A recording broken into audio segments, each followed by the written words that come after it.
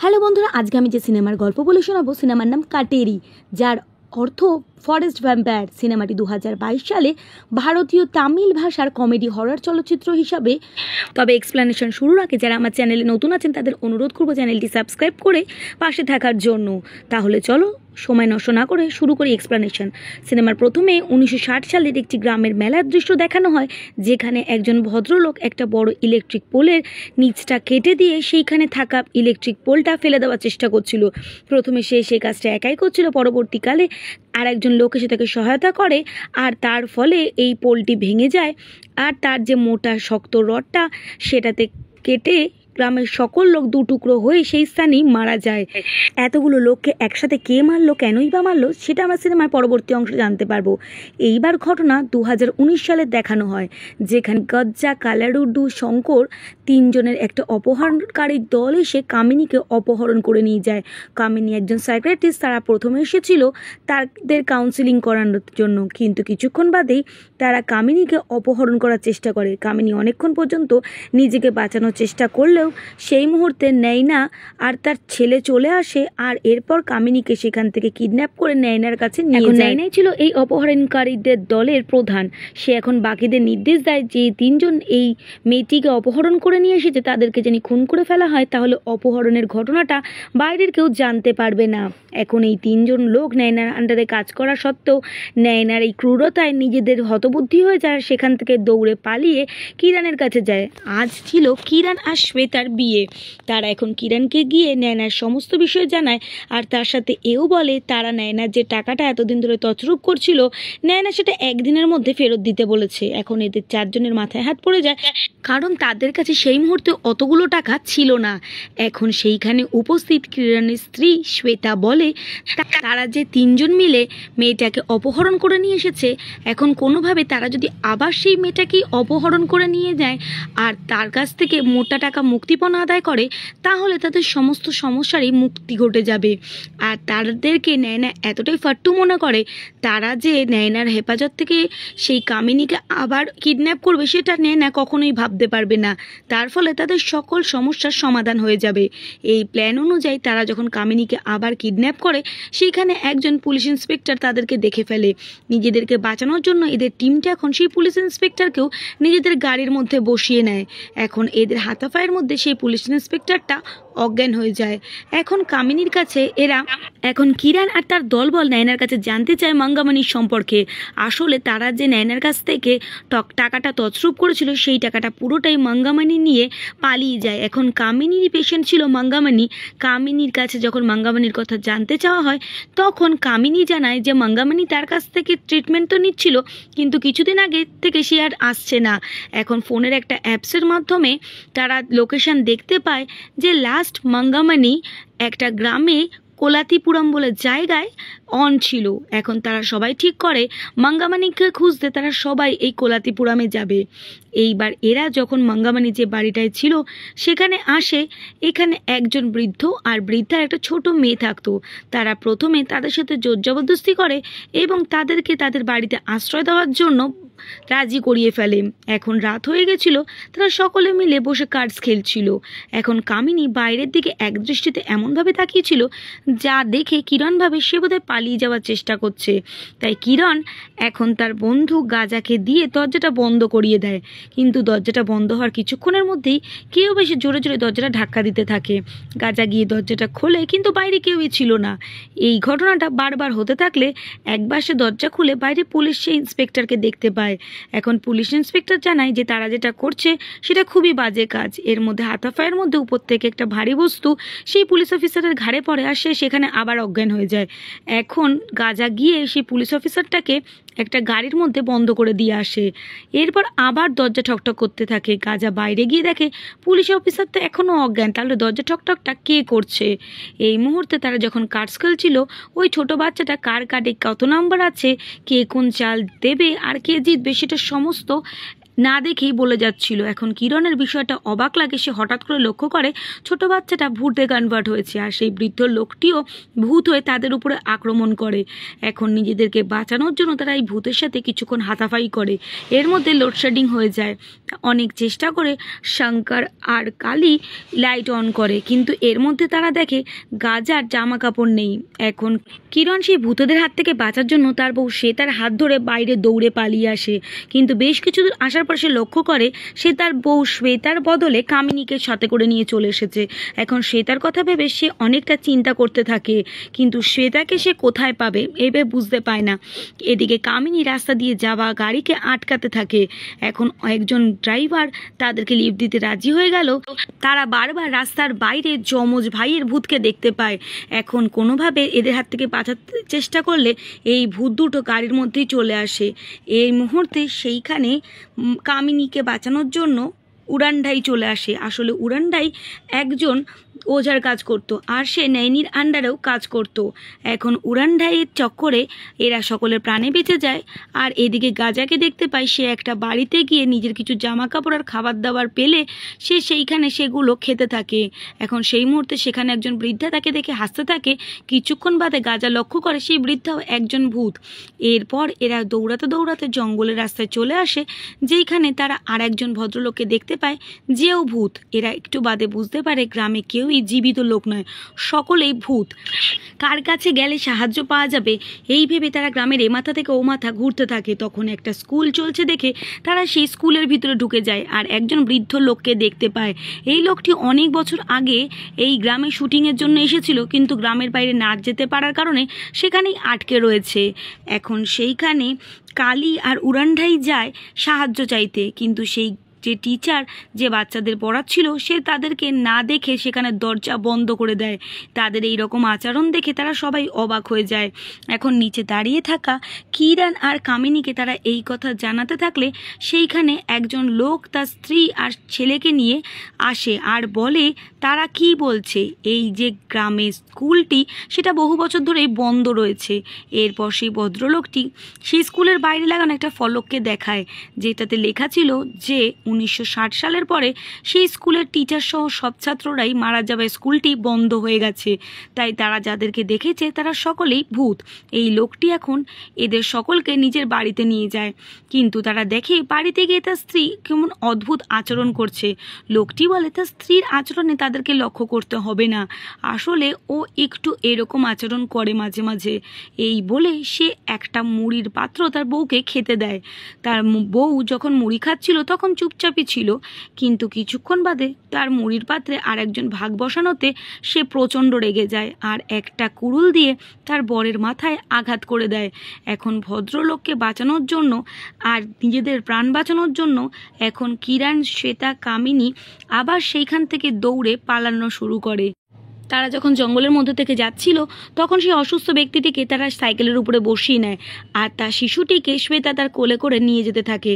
আবার জঙ্গলের মধ্যে তারা কিছু লোকের আওয়াজ শুনতে পায় আর তারা দেখে একজন পুলিশ একজন অপরাধীকে ধাওয়া করছে। তখন বাচ্চাটি হঠাৎ করে কেঁদে ওঠে আর শ্বেতা তার মুখে চুসনি গুজে কোনো রকমের বাচ্চাটিকে চুপ করায়, কিন্তু এর মধ্যেই তারা দেখে পুলিশ অফিসারটা বিনা কারণে সেই লোকটিকে খুন করে দেয়। এখন এই ঘটনা দেখে তারা আরও ঘাবড়ে যায় আর সেখান থেকে দৌড়ে আবার পালাতে শুরু করে। তারা যতই পালাতে থাকে কিছুতেই তারা এই গ্রামের বাইরে যেতে পারে না। এরপর তারা সেই মেলা প্রাঙ্গণে এসে উপস্থিত হয়, যেটা আমাদের সিনেমার একেবারে শুরুতে দেখানো হয়েছিল। আজও সেই মেলা প্রাঙ্গণ সেইভাবেই পড়ে রয়েছে, লাইট জ্বলছে, দোকান পসরা সব রয়েছে, কিন্তু কোনো মানুষজন নেই। এখন এরা বুঝতে পারে যে তারা কোনোভাবে এই গ্রামের মধ্যেই আটকে পড়েছে। এই মেলার মধ্যে তারা একটা ছোট শিশুকে দেখতে পায়। তারা শিশুটির কাছে যেতে থাকলে শিশুটি পিছন ঘুরে তাকায় আর তারা বুঝতে পারে এই শিশুটিও হচ্ছে একটা ভূত। এর মধ্যে সেই যে ভদ্রলোক তাকেও তারা হঠাৎ করে অদৃশ্য হয়ে যেতে দেখে। পাশে ছিল একটা কবরস্থান, সেখানে গিয়ে কিরণ অজস্র লোকের সমাধি দেখতে পায়। তার মধ্যে সেই ভদ্রলোক, তার স্ত্রী, সকলেরই সমাধি সে দেখতে পায়। এখন কিরণ এও বুঝতে পারে যে যে লোকটি তাদের সাথে এতক্ষণ ধরে পথ চলছিল সেও ভূত। গ্রামে একজনও জীবিত মানুষ নেই, সকলেই ভূত। আর তারাও এখন এই গ্রামে এমনভাবে আটকে পড়েছে যাতে তাদেরও জীবিত অবস্থায় ফিরে যাওয়া অসম্ভব বলে মনে হচ্ছে। এখন নিজেদের প্রাণ বাঁচাতে সকলে মরিয়া হয়ে উঠেছে। এতক্ষণ বাদে তাহলে তাদের মনে পড়ে গাজাকে তো তারা দেখতে পাচ্ছে না। এখন কিরণের স্ত্রী শ্বেতা জানায় সে আর গাজা রাস্তা দিয়ে যাওয়ার সময় মাথাম্মাকে দূর থেকে আসতে দেখে। মাথাম্মা তাদের দিকে এগিয়ে এসে জিজ্ঞাসা করে তাকে কেমন লাগছে। এর উত্তরে গাজা তাকে বলে তাকে আবার কেমন লাগবে, সুন্দরী লাগছে। কিন্তু এই মুহূর্তেই মাথাম্মা তার নিজের বিভৎস মূর্তি ধারণ করে আর গাজাকে সেখান থেকে নিয়ে যায়। এরপর শ্বেতা জানায় সে মাথাম্মাকে নিয়ে একটা বই পড়েছিল যাতে লেখা ছিল যে এদের কোনো প্রশ্নের সঠিক উত্তর দিতে নেই, বরং এদের প্রত্যেকটা কথার চালেই এদেরকে ফাঁসিয়ে এদেরকে দিয়েই কার্য উদ্ধার করতে হয়। তাই এখন যাদের সাথেই তাদের দেখা হবে তারা কারোর প্রশ্নের উত্তরেই সঠিক উত্তর দেবে না, প্রত্যেককে নিজের কথার জালে তারা ফাঁসাবে। কিন্তু শ্বেতার সমস্ত বিষয়তে উপস্থিত বুদ্ধি দেখে কিরণ বেশ অবাক হয়ে যাচ্ছিল। আসার প্রত্যেকটি ঘটনা পরে কি ঘটবে বা পরে কি ঘটতে চলেছে সবটাই জানি শ্বেতার একেবারে নখদর্পণে। কিভাবে কামিনীকে কিডন্যাপ করা যেতে পারে বা কিভাবে মাথাম্মার হাত থেকে বাঁচা যেতে পারে, সব বিষয়েই শ্বেতা জানি চটপট করে সব উত্তর দিয়ে দিতে পারছে। কিরণের এই বিষয়গুলো অবাক লাগলেও সেই মুহূর্তে দাঁড়িয়ে বেশি ভাবার সময় তার ছিল না। এখন তারা আবার বেরিয়ে পড়ে গ্রাম থেকে বেরোনোর পথ খুঁজতে। এই মুহূর্তে তাদের সামনে আবার মাথাম্মা চলে আসে। আবার মাথাম্মা এসে তাদেরকে জিজ্ঞাসা করে যে তাকে কেমন লাগছে। এখন তারা কিন্তু তার প্রশ্নের উত্তরে সঠিক উত্তর দেয় না, বরং তারা বেশ কিছুটা ঘুরিয়ে পেঁচিয়ে তার সাথে কথা বলতে থাকে। তাদের এই কথা বলার মাথাম্মা তাদেরকে তাদের বাড়ি নিয়ে যায়। এখন মাথাম্মার বাড়িতে এসে তারা সেই মঙ্গামানির কাটামুন্ডু দেখতে পায়। আসলে মঙ্গামানি এসেছিল এইখানে সোনা খোঁজ করতে, আর তাকেও মাথাম্মা নিজের জালে জড়িয়ে গলা কেটে এখানে ঝুলিয়ে রেখেছে। এখন তারা যখন মাথাম্মাকে এই সকল রহস্যের কারণ জিজ্ঞাসা করে তখন মাথাম্মা পুরনো গল্প বলতে থাকে। আসলে মাথাম্মা আর তার বোন মোহিনী ছোটবেলার থেকেই অনাথ, তারা মানুষ হয় তার কাকার কাছে। এখন মাথাম্মা কিছু কাজ জানতো, সেই কাজ করে আর বাচ্চাদের কাছ থেকে কিছু জড়িবুটির বিক্রির টাকা দিয়ে সংসার চালানোর চেষ্টা করত। কিন্তু তার কাকা ছিল একজন নেশাড়ু, আর সে এসে মাথাম্মার কাছ থেকে তার সকল টাকা কেড়ে নিত। এখন মাথাম্মা অনেক কষ্টে সংসার চালাতো আর তার কাকার নেশার টাকা জোগাড় করত। সেই গ্রামেই একজন চরম ঘুষখোর পুলিশ থাকতো যে সকলের কাছ থেকে তোলা তুলতো। আমরা যে পুলিশটাকে দেখেছিলাম জঙ্গলের মধ্যে একটা মানুষকে খুন করতে, সেই ছিল এই পুলিশ যেখানে আমাদের পুরনো ঘটনা দেখানো হয়েছিল। এখন মাথাম্মা তার কাকার নেশার টাকা জোগাড় করতে আর এই ঘুষখোর পুলিশকে টাকা দিতে দিতে অধৈর্য হয়ে গেছিল। এর মধ্যে একসময় তার কাকা বেনু ঠিক করে তাদের বাড়ির পিছনে একটা কুয়ো খোঁড়া হবে, সেই কুয়োর থেকে তারা জল ব্যবহার করবে। এখন বেনু নেশা করে তার পাশেই পড়েছিল। মাথাম্মা আর তার বোন মোহিনী সেই কুয়ো খননের কাজ দেখছিল। এই মধ্যে এই কুয়ো খননকারী লোকটি জানায় সে খুঁড়তে খুঁড়তে অনেক নিচে গেছে, কিন্তু নিচে গিয়ে দেখছে নিচে আগের থেকেই আর একটা কুয়ো রয়েছে। তাই সেই কুয়োর গভীরতা কত দেখার জন্য তার একটা লন্ঠন নামাতে হবে। লন্ঠনটা সে নামায়, কিন্তু সে যখন উপরে তোলে তখন লন্ঠনের বদলে তার মধ্যে একটা হাঁড়ি পায়, আর সেই হাঁড়িটা খুললেই তার মধ্যে ভর্তি সোনা গয়না দেখতে পায়। এত সোনা দেখে তিনজনেরই মাথা ঘুরে যায়। তারা ঠিক করে তারা আরও সোনা তুলবে। তাই এই লোকটি আরও লন্ঠনের জন্য মাথাম্মাকে বলতে থাকে, কিন্তু মাথাম্মার কাছে আর লন্ঠন না থাকায় লোকটি এখন গ্রামের লোকের কাছে আরও লন্ঠন খুঁজতে যায়। কিন্তু তারা এই গয়নার মধ্যে একটা চিঠি পায়, আর যার মধ্যে লেখা ছিল যে ভিতরে তোমরা আরও জিনিস পাঠাও। এখন এদের কাছে একটা মাটির হাঁড়ি ছিল, তারা দড়ি দিয়ে এখন সেটাকেই নিচে নামিয়ে দেয়। আবার সে এক হাঁড়ি গয়না পায়। এখন সেই লোকটি সারা গ্রাম থেকে প্রচুর লন্ঠন জোগাড় করে নিয়ে এসে সেগুলোকে দড়িতে বেঁধে কুয়োর মধ্যে নামিয়ে দেয়। কিন্তু যখন উপরে তোলে দেখা যায় সবকটা লন্ঠন ফেটে গেছে, অর্থাৎ যাকে এই ভেটগুলো পাঠানো হচ্ছিল তার আর এই লন্ঠনগুলো পছন্দ হচ্ছিল না। এখন ক্ষতিগ্রস্ত এই বাতিগুলো দেখে সে প্রচণ্ড রেগে যায়, আর সে আড়ুবাল দড়ি দিয়ে বাঁধা কূপে নিজেই ঢুকে পড়ে। মাথাম্মার মোহিনী দড়ি টেনে ধরলে একটা বড় কাঠের পিপা দেখা গেল, যার উপরে লেখা ছিল এটা আমার কাছে পাঠাতে থাকো। কাগজটা দেখে তারা তাদের মাতাল কাকা বেনুকে কূপে পাঠিয়ে দেয়। তারা এখন খুব ভালোভাবে বুঝতে পেরে গেছে কূপের মানুষেরা মাংসের প্রয়োজন, তাই তারা পুলিশ অফিসার আরুগামের কাছে মৃতদেহের জন্য অনুরোধ করে। আর এই আরুগাম এতই লোভী ছিল, সে পয়সার জন্য সব কিছুই করতে রাজি ছিল। এখন মোহিনী আর মাথাম্মার লোভে পেয়ে বসেছিল। তাই তারা এখন যে কোনো মানুষের মৃতদেহকে ওই কূপে পাঠিয়ে আরও অনেক অর্থ উপার্জন করতে চাইছিল। পুলিশ অফিসার আসল ঘটনা কি তার অনুসন্ধান করার কোনো চেষ্টাই করে না। সে আরও অনেক লোককে খুন করে তাদের কাছে পাঠাতে থাকে। ওই যে জঙ্গলের মধ্যে কিরণের দল দেখতে পেয়েছিল পুলিশ অফিসার একজনকে খুন করছে, আসলে এখন এই অফিসারটা যাকে পাচ্ছে তাকেই খুন করে মৃতদেহ মাথাম্মাকে দিয়ে তার থেকে মোটা টাকা আদায় করছে। একটা সময় এই পুলিশ অফিসারের মনে হয় যে মাথাম্মা এত টাকা পাচ্ছে কোথার থেকে। তাই দেখতে একদিন রাত্রে যখন মাথাম্মার মোহিনী ঘুমোচ্ছিল তাদের বাড়িতে সে হানা দেয়, আর সেইখানে থাকা বিপুল ধনরাশি দেখে তার মাথা ঠিক থাকে না। এখন সে ঠিক করে তাদের সকল ধনরাশি আর মোহিনী মাথাম্মা দুজনকেই সে নিয়ে যাবে। এই মুহূর্তে সেই কুয়োর মধ্যে থেকে সেই কাটারি বেরিয়ে আসে। তাদেরকে দেখে এরা তো অবাক হয়ে যায়। এই যে মাথাম্মা প্রশ্ন করছিল যে তাকে দেখতে কেমন লাগছে, এখন এও এই প্রশ্ন করতে থাকে আর বলে তার থেকে জানি কেউ দৃষ্টি না সরিয়ে দেয়। কিন্তু সেই পুলিশের সাথে যে কনস্টেবলটি ছিল সে তার দৃষ্টি ধরে রাখতে পারে না, আর সেই কাটারি তাকে ধরে নিয়ে চলে যায়। যাওয়ার সময় সে একটা লেখা লিখে যায়, কূপটিকে অভুক্ত রেখো না। এই কথা জেনে আরুমুগাম সমস্ত গ্রামবাসীকে হত্যা করে কাটারিকে খাওয়ানোর পরিকল্পনা করলো। আর তার জন্যই সেই দিন মেলায় যখন সকল গ্রামবাসী উপস্থিত ছিল, সেই উৎসবের সময় বিদ্যুতের খুঁটি কেটে তার ছিঁড়ে তারা মানুষদেরকে খুন করেছিল। তারা সমস্ত মৃতদেহ এরপর কুয়োতে ফেলে দিয়েছিল। সেই মোহিনী আর মাথাম্মাকেও সে নিস্তার দেয়নি। একটা সময়ের পর তার নিজের লোভের কারণে সে মোহিনী আর মাথাম্মাকেও কুয়োর মধ্যে ফেলে দিয়েছিল। এত মানুষের বলি ওই কুয়োর মধ্যে ফেলার ফলে সে প্রচুর বিপুল পরিমাণে ধন সম্পদের অধিপতি হয়ে যায়, আর সেই সমস্ত সম্পত্তি নিয়েই সে শহরে পালিয়ে যায়। এরপর ঘটনা আবার বর্তমানে দেখানো হয়। এখন এরা সকলে জানতে পারে যে মোহিনীও সেখানেই উপস্থিত। এখন মোহিনী তাদের কথার জালে সকলকে ভ্রষ্ট করতে থাকে। তারা সকলেই এখন মোহিনীর দিকে একদৃষ্টে তাকিয়ে থাকতে থাকে। এখন সেই অশরীরদের সাথে আর এদের দলের সাথে বেশ কিছুক্ষণ হাতাফাই হতে থাকে। এখন কুয়ো থেকে প্রচুর পরিমাণে সেই কারাটিরা বেরিয়ে আসে আর এদের সকলকে হিপনোটাইজ করে এদের বলি নেওয়ার চেষ্টা করে। কিন্তু এর মধ্যে হঠাৎ করে দিনের আলো বেরিয়ে আসে আর সেই গুণিনের সাহায্যে তারা বেঁচে যায়। কিন্তু তারা অনেক চেষ্টা করে সেই মোহিনীর আত্মাটাকে একটা কৌটোর মধ্যে ভরে নেয়।